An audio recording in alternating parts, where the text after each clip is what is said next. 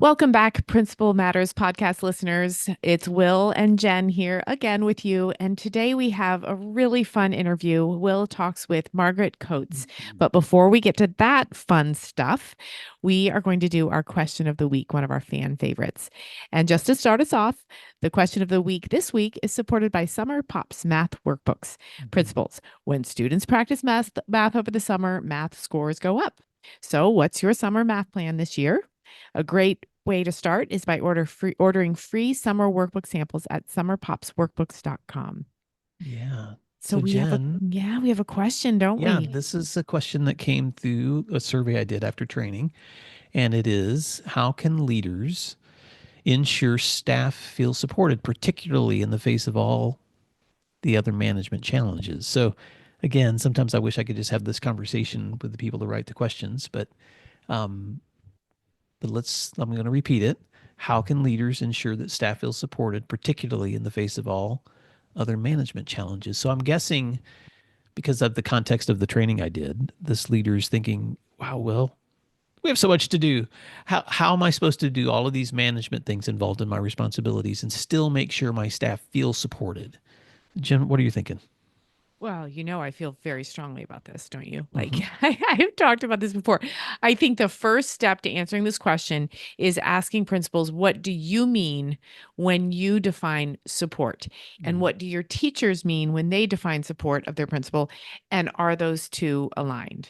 Mm-hmm. Because I think sometimes staff feel that a principal's support looks like and sounds like a blind and unwavering loyal support of what they do, even if they're wrong, Mm-hmm. and doing some of the hard stuff for them. So, Yes. mad parent, a supportive principal, the thinking goes, would call that mad parent for me.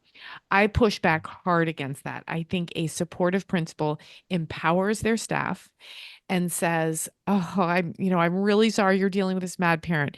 When you call them back, what do you think some points are that you want to make? Do you want to role play it with me? Not doing the work for, but empowering them. Because we all want to feel that our boss, our principal, believes in us and knows we can do it. Mm-hmm. So, I could give 100 examples of this because I think about it so often. But I think the first step, again, to answering this question is checking about the defining um, description of support and seeing if it aligns with teacher and principal. Yeah. Thank you, Jen. I think I will add to that. Obviously, that one example you and I know could go lots of different ways, because when I talk to that teacher, I might realize um, they need to practice before they call that parent. Or I Right. might realize they need, because of the situation, someone in the room when they talk to that parent. Or Yep. there's all kinds of different ways that that could go. But the point you're making is that support just doesn't mean jumping in and saving people every single time without coaching them up and empowering them to do what's their responsibility, including sometimes owning if they've made a mistake. And I've had to do that too, man. It's hard to coach somebody when they've screwed up, to say Right. to how to own that. But I have to own it when I mess up, and I've had to coach teachers through times when, like, let me talk to you about how you're going to have to apologize for what just happened, and still make sure that we know how much you're trusted and how important you are in this role. And so support means a lot of things. But I'm trying to think of a way to respond to a leader who's trying to think through, like, okay, I'm doing all this management piece, but I want to make sure that people feel supported. And I would just say this in terms of the technical part of your work. Um, if your goal is to get through your list of to-dos and all the kids you need to see and all the things that are coming in, that's important. But it's also important, as you're working through the processes of whatever it is you're managing, that when you can and how you can, you follow up with people so that they can see the other side of the moon of what you're doing too. In other words, what I find is sometimes leaders are supporting teachers, but the teachers just don't know it. And we've talked about that before, whether that's running down to a room to let somebody know, hey, I did follow up on this conversation, or shooting them a text or an email. But sometimes just that little circle back moment can remind people that they're being supported when they don't realize that they are. Well, yeah, and again, that goes back to the misaligned definition of what support really is and what it feels like, what it sounds like, what it looks like. Um, I have a theory. I get asked this question a lot. How can I make my staff feel supported? I'm so busy. I'm spread so thin. I can't get to it all. How can I make my staff feel supported? My theory is that principals are asking that are asking this are the ones that are being accused of not being supportive. And they want the answer, right? They want the golden key. My theory is that principals who have mastered this don't ask us this question. And I think principals that have mastered it are not so much in the weeds and in the muck of doing teachers' work for them. And I don't mean that in a negative way, but I think some principals say, I want teachers to teach. And so I'm going to take all the other stuff. I'm going to take all the angry phone calls. I'm going to any emails that are that require extra work or extra writing, whatever, forward them to me. I got it. I got it. I got it. And I just don't think that's what principals should do. I think principals, again, should empower teachers. They are professionals. They're well educated. They are the ones really connected to the students. And so if you're asking, how can I support my teachers? You're probably feeling pretty lousy. You're probably feeling like you aren't doing that. And I think the first step to solving that problem is looking at where you are overextended in efforts to make them feel supported. Yeah. And Jen, I know we're at our 5-minute mark, but I'll Oh, just, already? yeah, but I'll try to summarize by saying this. And I know you and I've said this in a lot of other settings, but that tension that you're feeling is often because you love to care for people. But then you have to ask yourself the question, do I have the right systems in place to care for the people the way I want to? So sometimes that support is also connected to building the kinds of systems necessary to sustain the kind of feedback and support you want to give others. So you're not running around like crazy, doing everything yourself. And In a that's few, yeah. yeah, in a few weeks, our listeners are going to hear my interview with PJ Capozzi, and he sat deeply in the systems conversation. So stay tuned for that, listeners. Oh, I love that. All right, Principal Matters listeners, you're going to love today's conversation with Dr. Margaret Coates, who's not just a great leader, but also a great friend of mine. And you're going to learn a lot from this conversation today. So Jen, thank you so much for the Q&A. I hope you are doing well. And Principal Matters listeners, I hope you have a great week as you listen to today's conversation. Thank you for doing what matters, and we'll catch you next week. Support for Principal Matters comes from DigiCoach and its walk-through tool. I want you to picture walking through classrooms, observing teachers and students. In just 10 minutes, you'd hope to see good instructional strategies and student learning taking place, or maybe you have questions about something missing from instruction or planning. Instead of taking 30 minutes to write a follow-up email or leaving your teacher feeling unsupported, wouldn't it be great to have an app on your phone or tablet where you could send immediate feedback while also collecting data? Enter DigiCoach, a customizable walkthrough and coaching tool created by school leaders for school leaders with thousands of pre-written, research-based commendations and coaching tips empowering you to provide quick, actionable feedback. DigiCoach is not an evaluative tool. Instead, it is an easy-to-use feedback and coaching tool, an efficient way to store your notes and collect data for improving student outcomes right in your hands. It can be used on iPhone, Android, or tablets and includes speech-to-text functions. Make the most of your walkthroughs with a tool that saves you time and enhances meaningful feedback to your teachers. Go to digicoach.com to learn more, and please tell them Principal Matters recommended you check them out. That's digicoach.com. Hi, friends. Did you know that Principal Matters, the School Leaders Podcast, has been downloaded over 1.5 million times? We are so proud to share conversations, interviews, and resources to support leaders like you who are serving school communities worldwide. And I'd like to invite you to explore our books, our professional development offerings, our Grow Academies, our masterminds, executive coaching, and keynote presentations, because we're here to help you and your teams build schools that you're proud to call home. So here's my question. How are you planning to keep growing in the semester ahead? We're booking events right now for the next 2 years, and we would love to serve you in person or virtually. So visit williamdparker.com and click services, or email me at will@williamdparker.com to connect. I would love to hear from you. Thank you, and I hope you enjoy the rest of today's show. You're listening to Principal Matters, the School Leaders Podcast.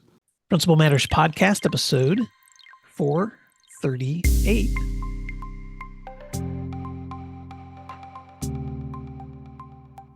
Hi, friends. This is Will Parker, host of Principal Matters, the School Leaders Podcast, where each week we bring you inspiring, innovative, and imaginative ideas for your own school leadership.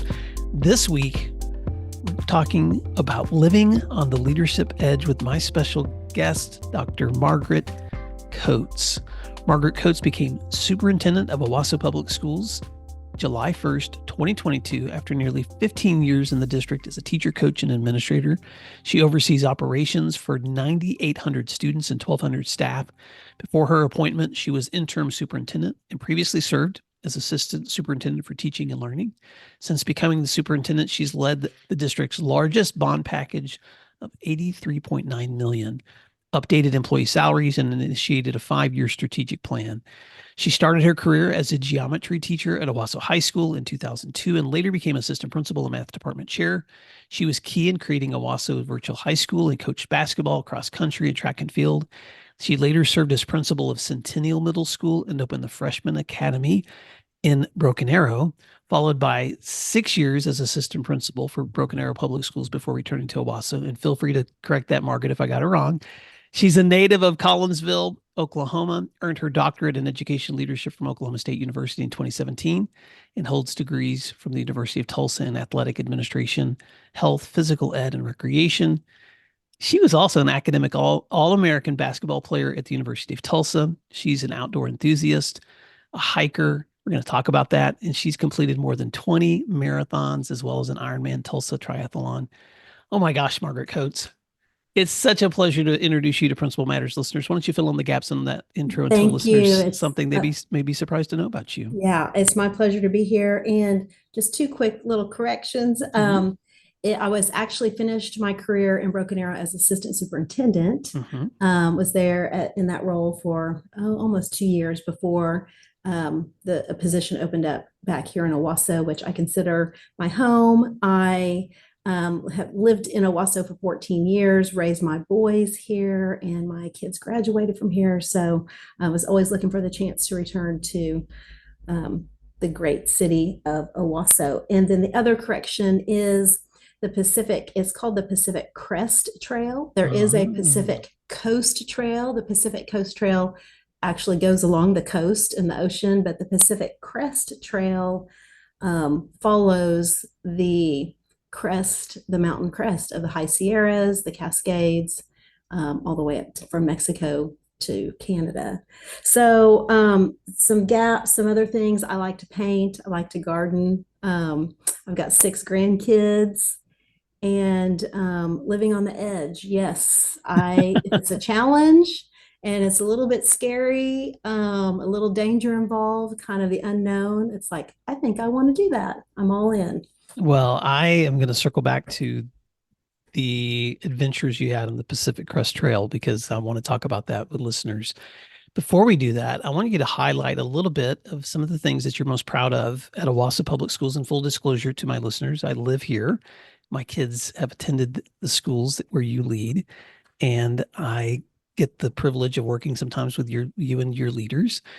But I've also known you, Margaret, since both of us were assistant principals years and years ago. So it's been so wonderful to watch you continue to grow in your leadership.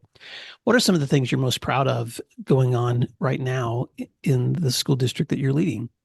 Well, there's so many things. The list, I could just go on and on, but some of the big things, you mentioned the strategic plan in the introduction. And so that was a big undertaking, really proud of the way that process unfolded with creating the strategic plan. And it's a 5-year plan, and it really is the roadmap, and it is guiding us in everything that we do. We are looking at data, looking at how we are achieving in all the areas within the strategic plan. And so really happy to have that plan in place to give us get that direction for over the course of the next 5 years. One of the things that we implemented it last year, and it's going so well. It almost feels like we've just always done it. And that's our Spark program, supplemental program and activities for RAM kids. And it's our before and after care program. And it's just taken off. And this year we were able to get certified by DHS. So we were able to offer subsidies for those families that need it. And so really excited about that for our teachers, our employees, but also the families in the district. And another thing that I'm really happy with, and it's an ongoing thing that we're committed to, is that we are a professional learning community. So we really focus on the PLC model and collaboration. And we are dedicated to that process, to the 4 questions within the PLC cycle. And we are so dedicated to it that we have collaboration days on our calendar where teachers have a whole day throughout the year to collaborate. I wish we could have more time for our teachers to collaborate. That's always the challenge, but we're trying to put those systems in place so that we can allow the time for teachers to collaborate. But that PLC model is the foundation of our academic achievement throughout the district. So very excited about that. The other thing that recently we were, one of our coaches, Special Olympics coaches, Susan St. John, was named the National Special Olympics Coach of the Year. And she's been working with our special needs students and our Special Olympians, gosh, probably, 30 years, as long as she's been in the district. And the program has grown. We have unified partners. Many of our schools have unified partner programs, and the unified partner is a general ed student partners with a special Olympian, and they work together on all the events, go to all the events throughout the year. We're in bocce ball and volleyball and basketball and track and field, and you name it, we're in it. And it's all the way pre-K through 12th grade. And then we go to the Special Olympics Oklahoma every year, and then we take some to the national event. But she was named Coach of the Year, and our Special Olympics team is the largest in the state of Oklahoma. Mm-hmm. So proud of that, and proud of the generosity of our community to embrace our Special Olympians. And just watching our students work with each other is very, very unique and very heartwarming to see how they embrace each other and treat each other. And it's just an awesome sight to behold. Wow. The other thing you mentioned, that we have 1,200 employees in the district. Really, it's close to about 1,250 now, and we are the largest employer in Owasso. So we are an economic driver for the city of Owasso. And so just really proud of the partnership that we have with the city and the chamber, and that synergy that we have together in supporting each other. And we're always focused on having quality employees and retention and recruitment. And so right now our retention rate is about 91%, which is really, really good in industry right now. And so proud that we are a destination district and that people want to work here. And really finally that we are one big team in Owasso. Our leadership is focused on that collaborative model, like I said, with PLCs, but that filters all the way up and down within the organization as far as the collaboration goes. So excited to be part of the team, and just want to love, challenge, and prepare kids for life after high school. Wow, so much to be proud of. Everything from your strategic plans to your PLCs, your Spark programs, your Special Olympics Coach of the Year, the largest team in Oklahoma and the largest employer in our city. And Dr. Coates, one of the things that you told me one time, and I don't want to embarrass you, but I just love to repeat the story. I'm afraid to talk to you now because you're like going to keep everything in the back of your head. I do. But I remember, remember when we were talking one day and I was asking you what's one of your challenges in leadership. And you said to me something that just, I paused and wrote it down because I was like, that's the first time anyone's ever said that to me out loud. But you said that you like to live on the edge of, and these are the words you used. You said, I always feel like I'm most alive when I'm living on the edge of death. And because I know your history in athletics and in competition and in leadership, I know that you are not a person who is satisfied with staying with the status quo, and you're not satisfied with just showing up. You want growth and you want to see movement, and you lead that way. And so I just want to sit here for just a moment, because this is one of the reasons I invited you on to this podcast, is because so many of the listeners who've been on my show have, many of them have listened for 10 years. Others are stepping into this conversation as new leaders. And I've been privileged enough to watch you over the years as you've grown in your leadership. So I'm just curious, how has competition and that mindset helped you both personally and professionally? I think thinking back on it from the very beginning, way back in high school and competition in sports and that sort of thing, it's and how it translates over into leadership is goal setting. And you set small goals, and you try to accomplish those goals. And then once you achieve those goals, you're like, oh, I did something that I didn't know that I didn't know if I was going to be able to do it or not. But taking that step and being vulnerable to just try and just go for it, that's kind of the thrill. Like, I don't know if I'm gonna be able to do it. I don't know if I'm going to be able to finish a 5K when I first started running. I don't know if I'm going to be able to finish a half marathon or a marathon or a triathlon. But that's part of that thrill of let's see if I can, and just putting yourself out there and being vulnerable to take that risk. When you take that risk, you're going to learn a lot about yourself, and then when you achieve the goal or you don't, you go back to the drawing board and you try again. I trained for a marathon. I wanted to qualify for the Boston Marathon, and they set those times for the Boston Marathon. Like, oh, it's hard. I mean, you have to run a certain pace in order to get in the pool to qualify. And I trained, and I ran a marathon. I missed it. I missed qualifying by 5 minutes. So I went back to the drawing board and I trained again for the next marathon. I missed it by 2 minutes.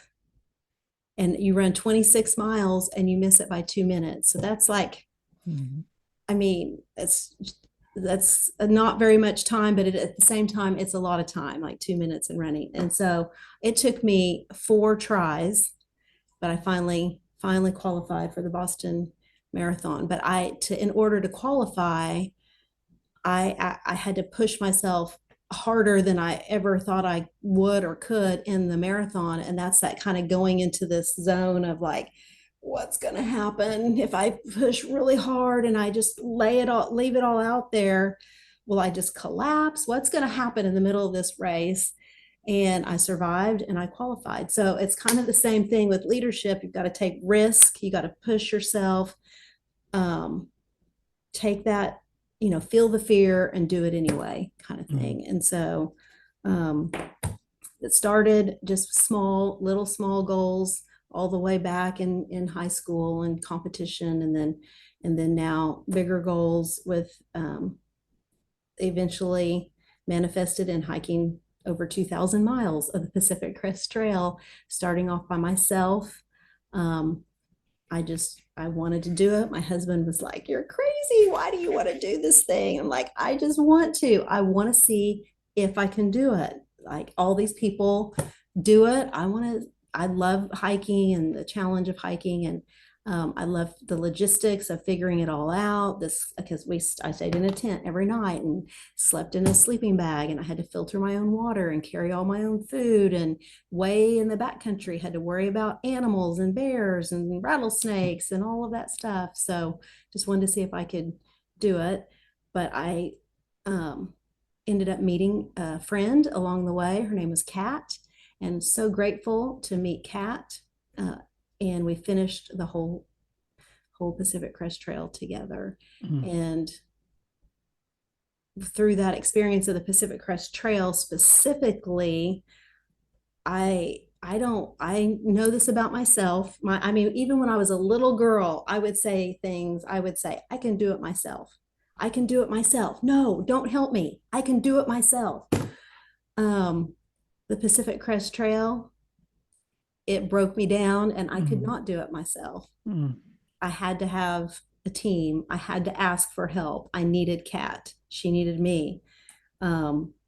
So learn to humble myself and ask for help.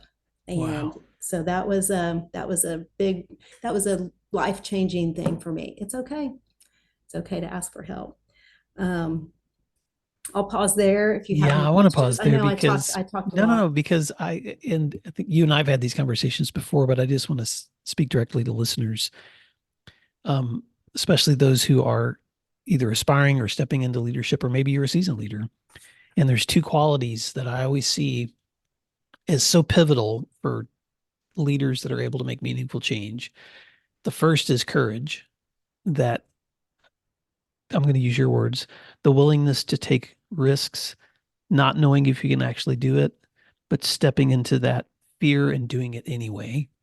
And then the second piece is that humility of recognizing that even though I have all of this crazy courage, I really can't do it alone. I have to connect with other people. I have to collaborate. I have to build relationships. And it's the ingredients of those two, Margaret, that I see make the difference with people that are still willing to show up and do the hard thing, but also recognize I can't do the hard thing all by myself. Leadership means inspiring others to follow you into the journey that you're doing too. So I'm just curious if you are speaking to a leader who may be stepping into a new season or a setting in their own educational journey, if you could sit down to coffee with that person, what would you tell them to just hold on to is some important priorities? Stay focused on the main thing.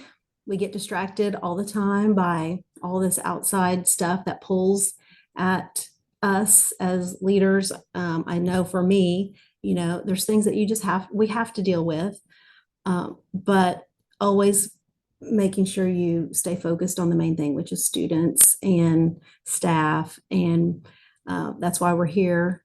And so just, if it's good for kids, then you're doing the right thing. If it's even those hard decisions and you're going to make people mad, let me just back up. As a leader, you are going to make people mad.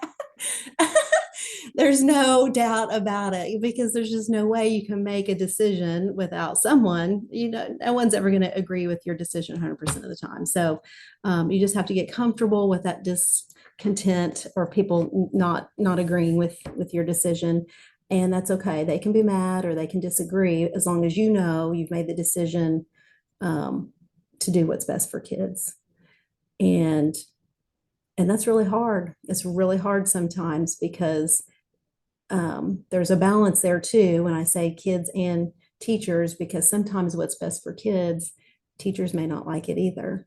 And that's a challenge in there, but that's okay too, because if it's best for kids, that's the right thing to do. So you always have to try to stay focused on the main thing and do the harder right, make the harder right decision. And that's can be really challenging sometimes. One of the things I have to tell myself all the time, because I'm very task oriented, I like my checklist. I love to just make my list and check things off and get things done. And you're not going to get to your list. It's just, but then you just have to come to peace with that. Like, you're not going to get all the things done that you want to get done. And this has stuck with me. It's people first, paper second. So people first, paper second. Focus on relationships, focus on people, taking care of people. All the tasks, paper stuff can be done later. Keep learning, try to have a growth mindset, be curious, and treat yourself to professional development. Go and learn and collaborate with your colleagues and peers It's refreshing. It feels good. You're like, okay, I'm not the only one that's going through this, or I'm not the only one that thinks this way. So keep learning, keep growing, time with your colleagues. And that's all I like. That's what I would say to anyone getting started, or even currently still a veteran leader. All right, Margaret, these are the chapters of your book that I'm trying to encourage you to write. So that was so good. Stay focused on the main thing. You are going to make people mad. So do the harder right, because you're right. The hardest decisions are not between right and wrong. It's which of the two right decisions in front of me is the best right. You're not going to check everything off your list. So keep people first, not paper first. And you must have a growth mindset. If you're not continuously being a learner yourself than other people, you can't lead learning if you're not hungry to keep learning too. I want to circle back because, and you can tell as much of the story as you want or as little as you want, but the balance between leadership and self-care is so hard. And so many of the leaders that I talk to, when we have that one-on-one, a lot of times we'll go there in those conversations where they have the capabilities, they have the skill sets, they have the mindset, they have all of that, but they're still just struggling with, okay, how do I do all of this and not lose me in the process? And in some ways, your Pacific Crest Trail was kind of your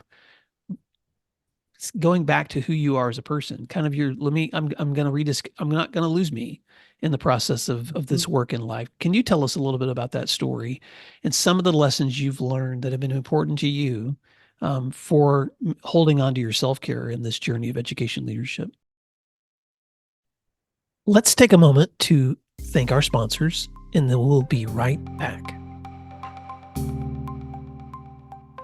Principals know a strong school starts with a strong team, making sure teachers feel heard, supported, and valued. But in a busy school year, it's easy to miss how your staff is really doing. That's why I'm excited about Alpaca, a new way for school leaders to listen to their teachers and support them well. It all starts with one simple question: how are you doing? And how easy is that? Alpaca's quick pulse surveys give teachers a way to share honest feedback. No long forms or 1 to 5 scales, just meaningful insights that help you know where to celebrate and where to focus. And celebration, Alpaca makes it easy. Each month, Alpaca delivers a teacher celebration kit with care packages, recognition ideas, and fun activities. It's effortless for principals and ensures teachers feel heard and celebrated. With Alpaca, your teachers will feel heard and you will feel like a stronger leader. Make a real difference in your school's culture at alpacapacks.com/Principal Matters and get 15% off just for Principal Matters listeners. That's alpacapacks.com/Principal Matters. Why is IXL used in 95 of the top 100 U.S. school districts? Because it works. Research across 45 states showed that IXL schools outperform other schools on state tests. With IXL, you get a personalized online learning and teaching solution that helps you improve achievement, empower teachers, track progress, and more. This one platform for K-12 helps teachers accomplish what normally would require dozens of other tools. For example, as students practice skills, IXL automatically adapts to ensure each learner is always supported and challenged at the right level. IXL also provides every student with a personalized learning plan to help them close knowledge gaps effectively. One of my favorite things about IXL is their personalized test prep tool. For exams like the SAT and ACT, IXL will analyze a student's most recent score and generate a custom list of skills to help them boost their scores. If you want to take the load off of your teachers so they can do their best work, IXL can help. Learn more at IXL.com/PM today. Yes. So I actually retired early to go hike the Pacific Crest Trail. I wanted to.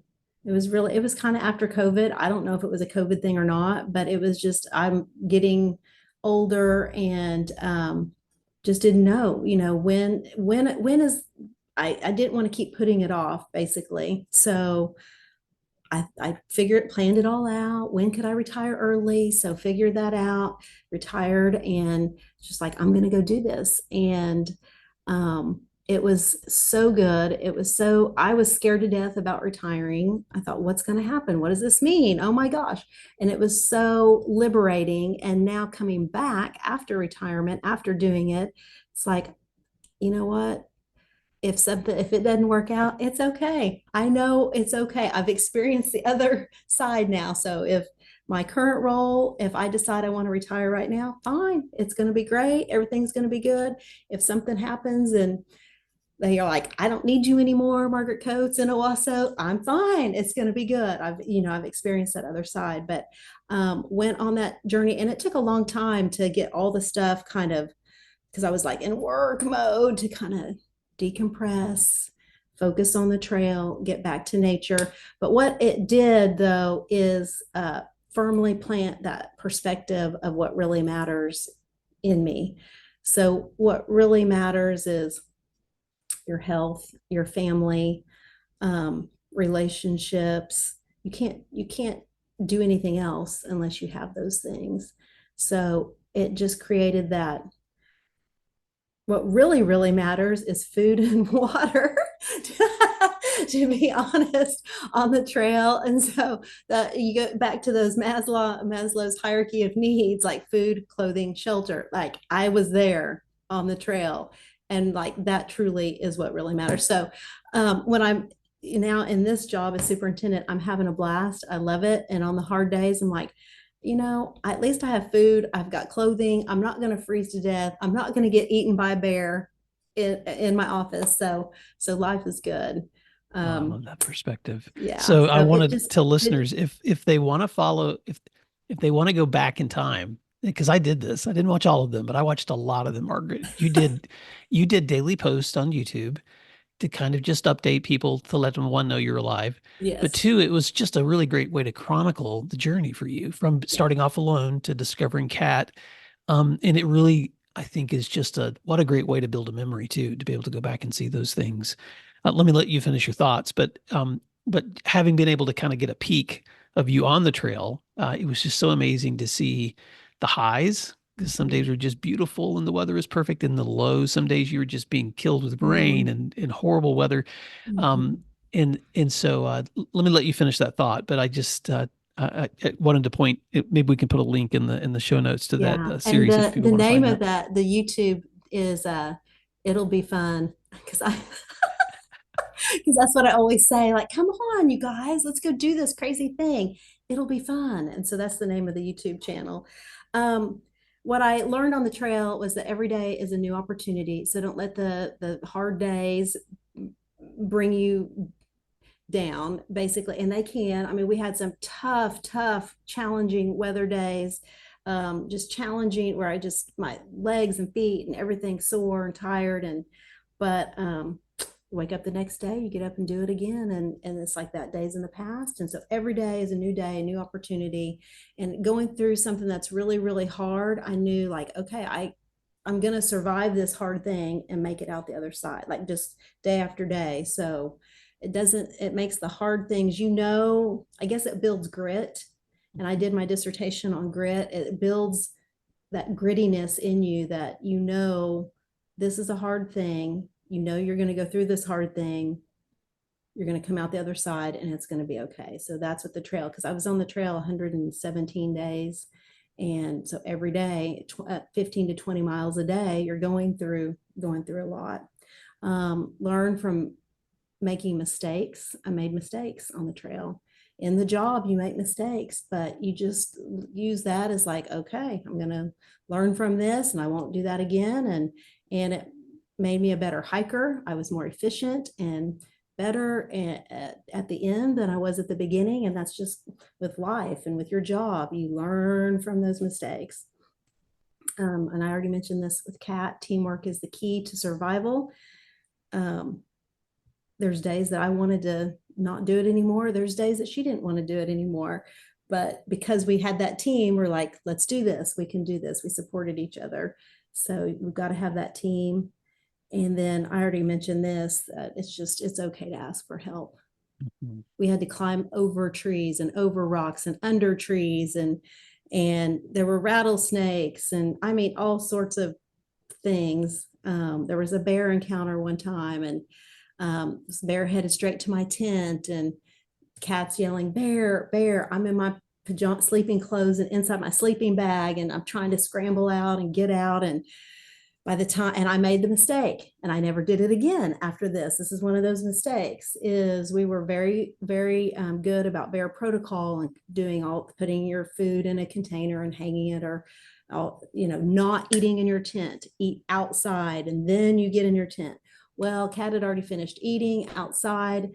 I didn't want to sit outside by myself, so I thought, I'm just going to get in my tent and I'll just finish eating my little chicken and dumplings, dry dehydrated meal that I had. So I was just warm and cozy inside my tent eating my chicken and dumplings. Well, the bear, they smelled the chicken and dumplings and it was coming straight for my tent. And Kat heard a big snap outside, looked out her little window of her tent and started yelling, "Bear." Scrambled out, got out, and by the time we're all yelling "bear," there was another couple there, brother and sister team that were there. One was 65 and one was 70. Talk about inspiration. You're like, okay, if they can do this, then I can do this. So met a lot of neat people like that along the way, but I never ate inside my tent again after that. I did not want to take the chance of a bear coming to get me. That's amazing. Well, Margaret, this is not in our show notes, but I want to ask you this question too. Because I'm thinking back to more than a year ago when you and I had a conversation. You said those things to me. I was, of course, just so amazed at the stories of what you'd been through, but also how I saw you applying that tenacity to your own leadership. And I don't know if you connected these dots, but I did. You left that meeting with me, and a few days later, I heard that you had just had a conversation that you guys were getting ready to implement some new trauma-informed practices within Owasso. And I was just, first of all, impressed that you were immediately applying the thing that you had just said to me, which is, I'm not afraid to do the hard things. And so could you talk a little bit to leaders who may not understand? I know a lot of leaders are aware of and much more aware of trauma-informed practices than they used to be, but that's something that I think is especially valuable about what Owasso is doing. Can you talk a little bit about that program and why you guys decided to move that direction in creating a really focused trauma-informed practice for teachers? Are you referring to the what we did with partnership with Connected Kids? Yes. Is that the one you're referring to? Okay, Mm-hmm. Just make sure, because we've had some other trauma-informed training. Yeah. And we've done a couple of other things, but I guess I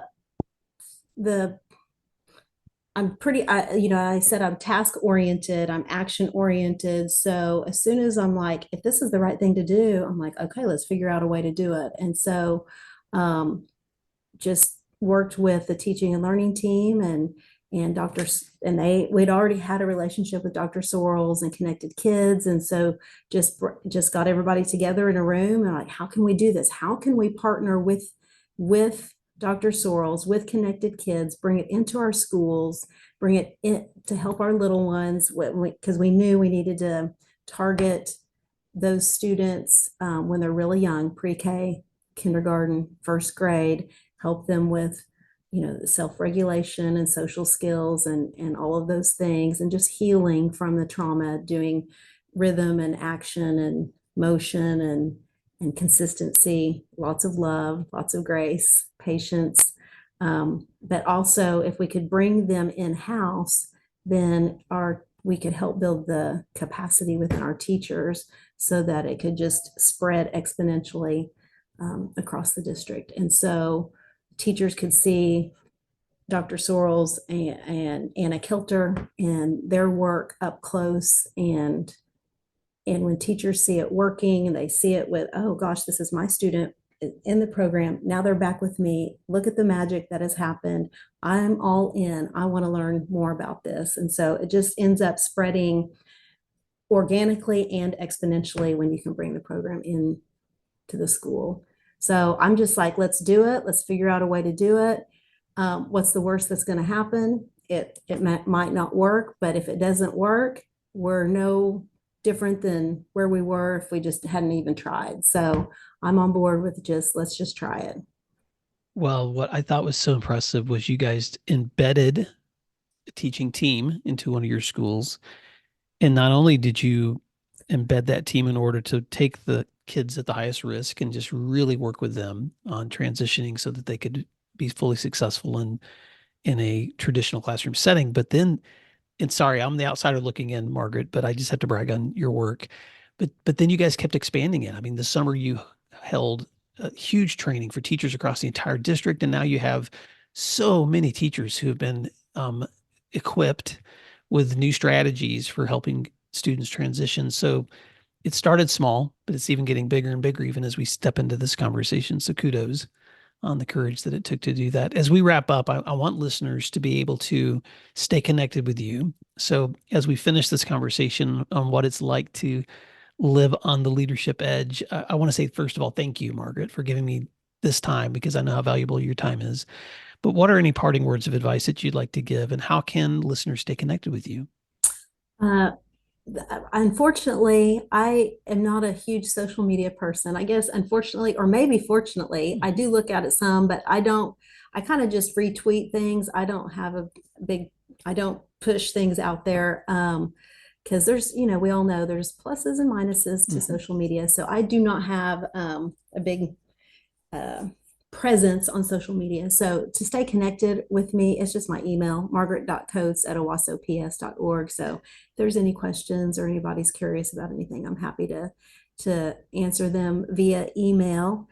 And I do have that, the YouTube channel, but I post, my husband's a lot better at posting on Facebook. So people kind of know what we're doing vacation wise, because they'll see my husband's posting of us on Facebook. So I'm not even a Facebook person, but I do have that YouTube channel that I did during the Pacific Crest Trail. And every time I go on a hike or something, I'll post some things out there. Parting words of advice, I would say just have fun. Make sure you're having fun and you find joy in everything every day. There's something good in the words of Rebecca Peterson. You can find one good thing in every day, and I truly believe that. And if you're not having fun, you maybe need to find something else to do, because it should be fun. This work should be fun. It's challenging, but it should be fun. Oh, what a great way to wrap up. Well, Dr. Margaret Coates, thank you for the joy that you bring others in your leadership. Thank you for your commitment to learning and leading. And Principal Matters, thank you for doing what matters and listening and learning with us today. And until next time, I want to wish you the best, and we'll see you soon. Sometimes we have the opportunity to add a bonus. And so as Margaret and I were wrapping up this conversation, she began to talk to me a little bit about, for people that are aspiring to become superintendents, how important board relations are, Margaret. So I'm just going to ask you to add a few thoughts on why that's important. So as I was saying, just wrapping up, I said there's one thing, I didn't mention, but is so vital and so important, and was advice given to me when I first became a superintendent. And I was an assistant superintendent for 4.5 years or something like that, or about that long, prior to becoming superintendent. So I saw the board and superintendent relationship from that lens. And it seemed like, okay, yeah, it's good to get along, that's good to get along with your board members.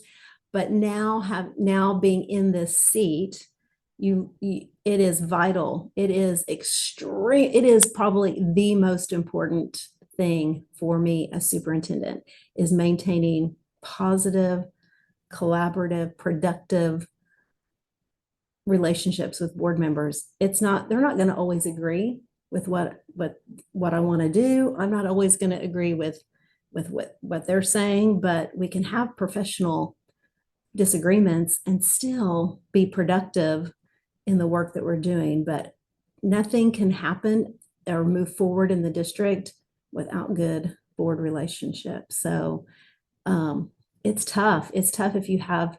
And unfortunately, in Owasso, we've got an amazing school board, all on there for the right reasons, a big heart for kids. They love Owasso, no other hidden agendas, just wanting to do the right thing. And so it makes my job so much easier when you have a board that gets along with each other and that you have built relationships with them. And it's hard to do. You have to be very, very, very intentional about those relationships.